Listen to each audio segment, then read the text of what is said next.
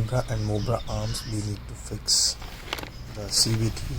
First of all, we can start with fixing of back plate of the CBT. So here is, as you see in the video, fixing of back plate of CBT.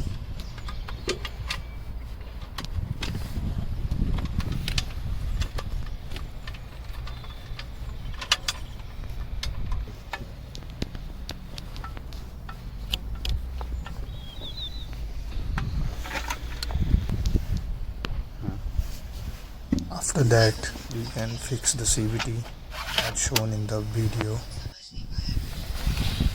and later we need to put 1A kit and manage the cable properly. So see how we need to manage the cables. And here is the last. Please rate our work.